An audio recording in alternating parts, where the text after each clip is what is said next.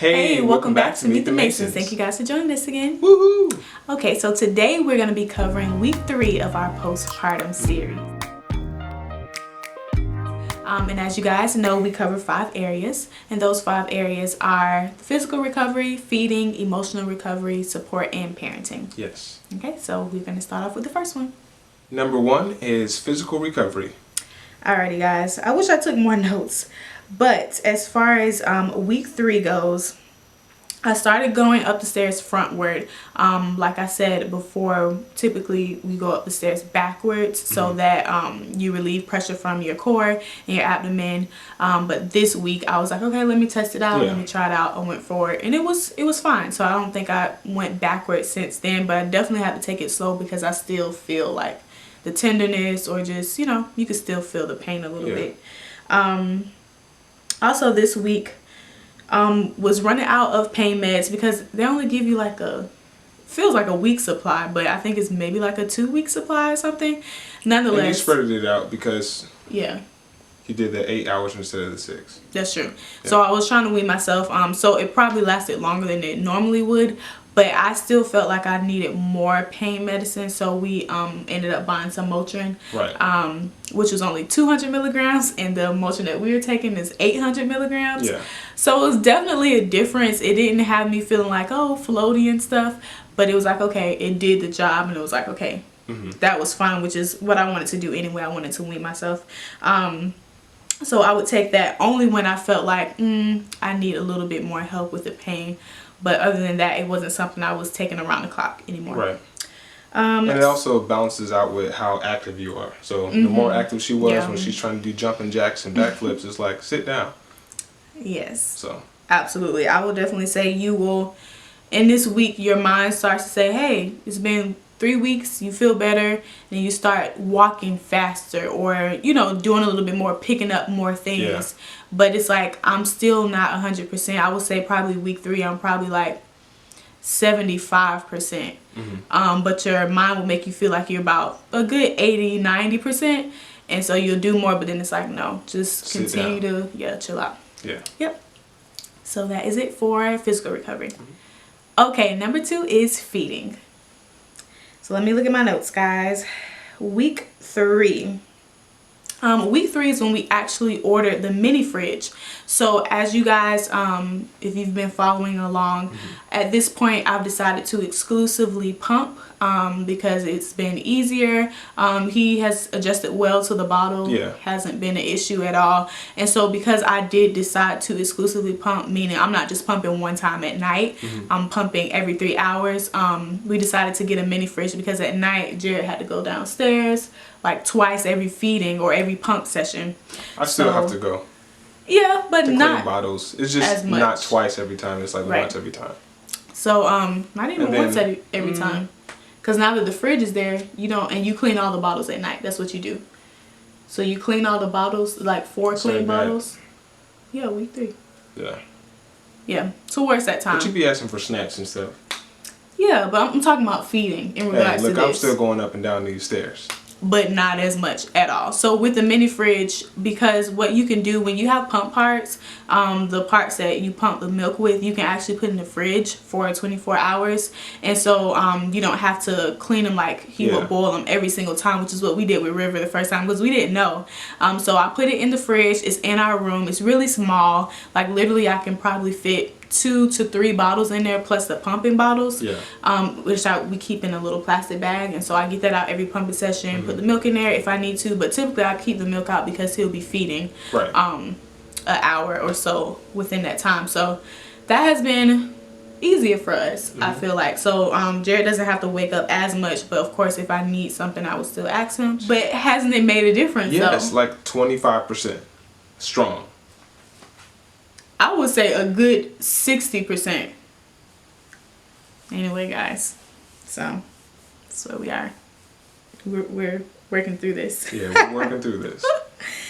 Okay, so I think week 3 we just been pumping. Like I haven't been excited about pumping. I still don't like it. It's been painful still, and I think because my nips are still recovering from, you know, him and his latch, so it has been painful, which it was always like a degree of pain when I pumped anyway, even with River. I just don't like it. But it's something that we've been continuing to do, so getting in the works of, you know, just pumping more. So yeah. And I still allow him to latch, or try to have him latch maybe 1 to 3 times in the week, so that he doesn't forget how to latch, because my goal is to eventually, if I want to get back to nursing. Yeah. Because it's we did easier. the same thing with River. Sometimes you forget because you're doing it, you're in the middle of the process. I'm on the outside. I'm like, I know where we are in the phase. So we did the same exact thing almost for River. So it's like we're right on schedule. I just think at this point, I'm like, I don't know. Sometimes I'm like, do I want to go back to nursing? Because it's different, honestly. So when River nursed, she would nurse every hour and a half, like without fail. It wasn't like a 3-hour gap or nothing like that. When she has a bottle, she would sleep longer. So sometimes I think about the benefits of that versus going back to nursing. And when I'm nursing them, they have to be with me because there is no bottle. So yeah, there's pros and some cons. things that you think about. But so far, week 3 is better. It's not traumatic. I'm pumping and we're good. Number 3, emotional recovery. Alrighty, so I didn't put any notes for this section, but I think emotionally I was getting better. I think the first 2 weeks were very hormonal. Like I just felt just weepy. Like I just wanted to cry all the time. And week 3, it didn't feel that way anymore. It was just lightening up. I don't think I cried much, maybe like once or twice emotionally. And I think just getting used to the fact that, okay, I'm pumping. All right, I didn't want to do that, but you know, it's motherhood. And yeah, I think that was pretty much it for week 3. I was getting a little bit better. Yeah, I would say it was better, like you said. I think River definitely adjusted after, because you remember she wasn't feeling well for like the first week and a half, so she was able to come a lot closer to Levi, hold him, and do a lot of stuff that she already wanted to do. So it made it a little less stressful for all of us, so we can actually engage a little bit better one-on-one and as a group. So it was cool. Yeah. And now that I remember with pumping, it kind of goes with feeding and emotionally. So with River, I had just enough milk.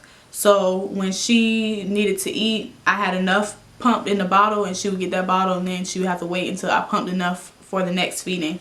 And so in this case, I think sometimes I would get frustrated when he would want to eat. I only pump every 3 hours, every 3.5 hours. And if he wanted to eat every 2 hours, it was like, well, we got to stretch this out, because it's stressing me out thinking about the fact that I don't know if I have enough milk to compensate for that.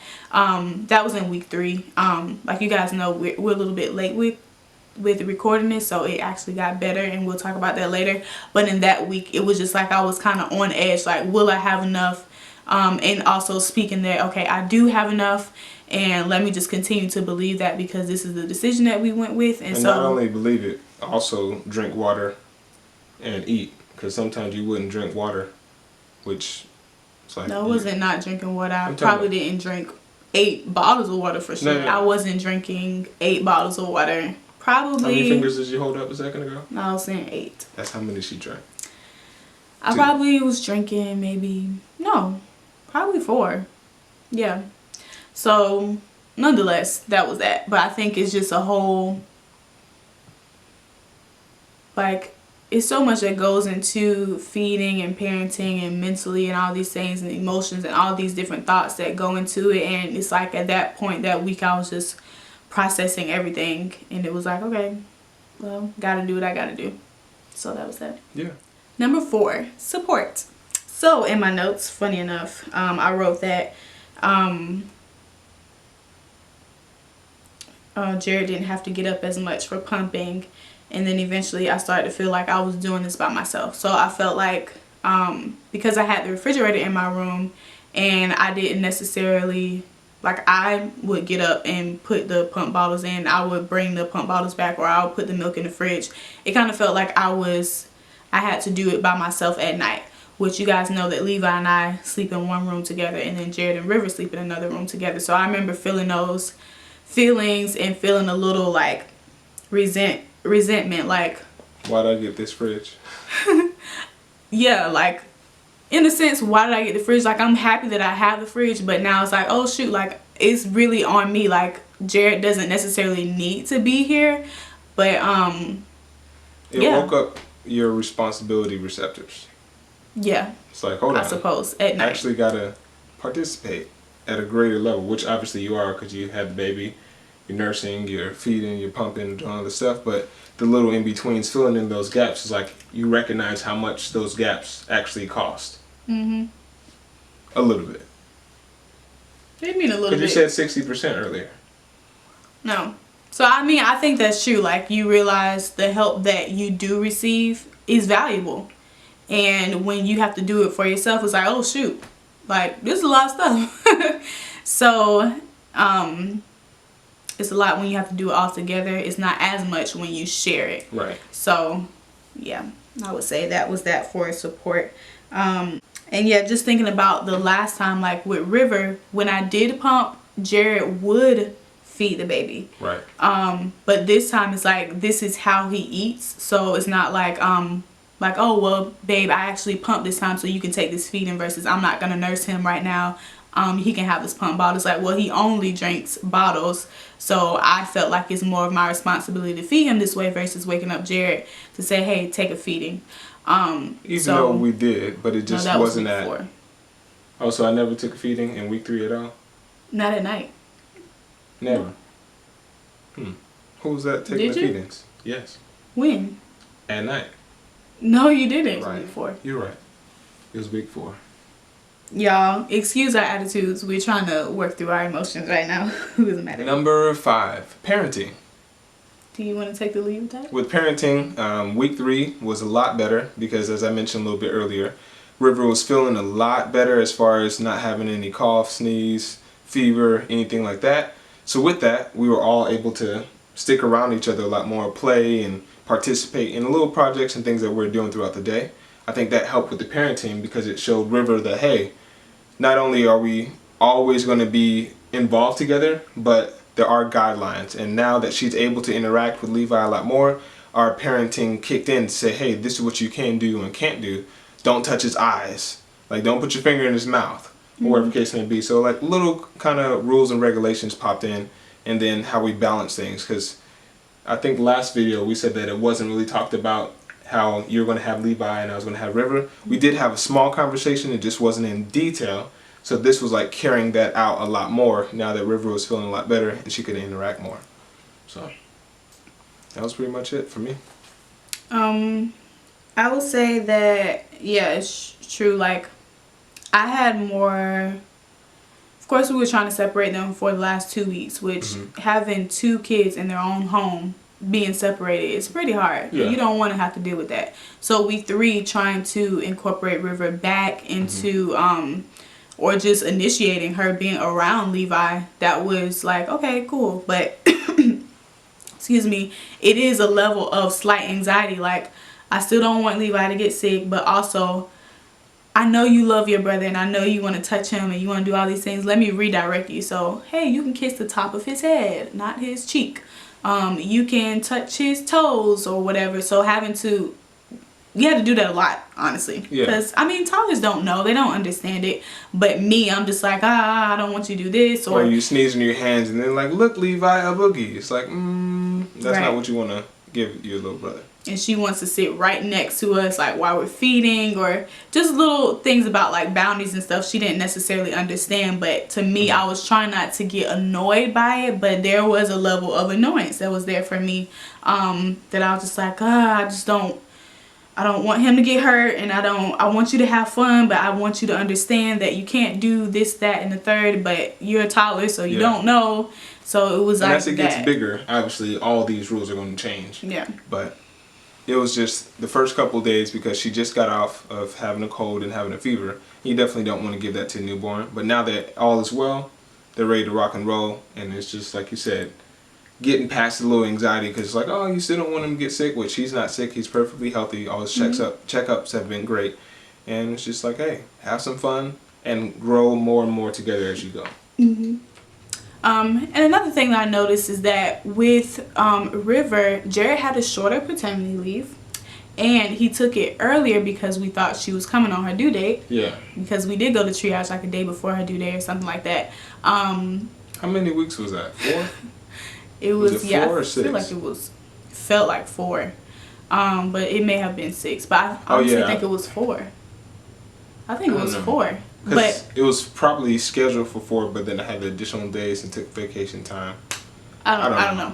What it was it was definitely shorter, and he had the time off before River came because she was late. So she was 10 days late, and he's on paternity leave. We're waiting for the baby, right? And so some of that help, that extended help, I feel like it wasn't there with River. So now we're together a lot longer during this time, and so we see each other all day long. Yeah. So that's different, and it could just you have to adjust to that. I was working from home when she was born. Yeah, but you would literally like go into the office, close the door because you had to. You talking about when I was at work? Yeah. Okay, got it. So it was definitely a different experience. Sorry. Let there be light. So yeah, it was definitely a different experience with River. So now that we see each other all the time, honestly, you have to adjust to doing that. That's not normal for all couples. Most couples aren't around their spouse 24/7 unless they work in business together. So we do. Yeah. So as far as are you talking about specifically for like parenting leave? Because like I think it's a new thing to have this much time in parental leave, because like 8 weeks is. So now his was approved for 8 weeks. Yeah. And so it was just a lot different basically, and now we're together longer, and so you deal with different dynamics because you see each other all day long. You eat lunch together, you eat dinner, you eat breakfast, you do everything together. So sometimes you can get more annoyed with each other, or sometimes you have to talk through a lot more because you're making more decisions together throughout the day. Yeah. So that has been an adjustment as well.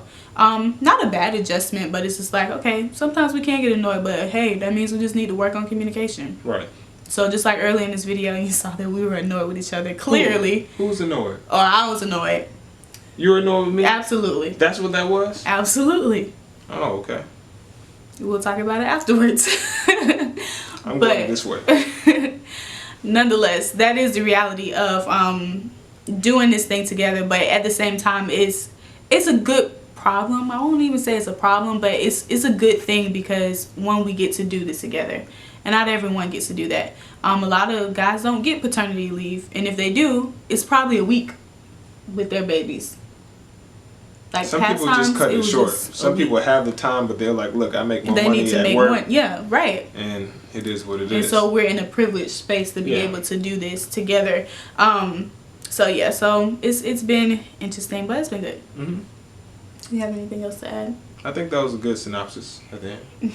Yes. No, really, like I think it was good. I can reiterate some of the same things, but having a lot of this extra time is like you said, having extra help is nice, and then you add the little adjustments like having a refrigerator. It's like, oh dang, you actually are doing stuff. So now the value comes in, but then you feel like you're doing it by yourself. So thinking through that, feeling through that, it just little fights that you didn't have to have internally, that if we say something about, it's easy to walk through. But now we actually have the time to talk about those things. Because like before, it's like, hey, I gotta take this call because this is gonna pay all the bills. Yeah. You know what I mean? Well, I gotta go to work, and it's like, oh well. Yeah. So. We didn't have a schedule with River last time. It was just kind of like, do what you want to do. Oh, well, I'm still in the bed. I was like, oh, you going to work? Okay. I don't even have a concept of time. Yeah. But yeah, I think Levi's waking up, so we're going to wrap this up. But that was week 3 for us. We hope that this has been encouragement to you guys, or gave you just more insight on how it's like to recover from a C-section and postpartum life. So we love you guys. Leave that in there. As always, if you have questions, please let us know.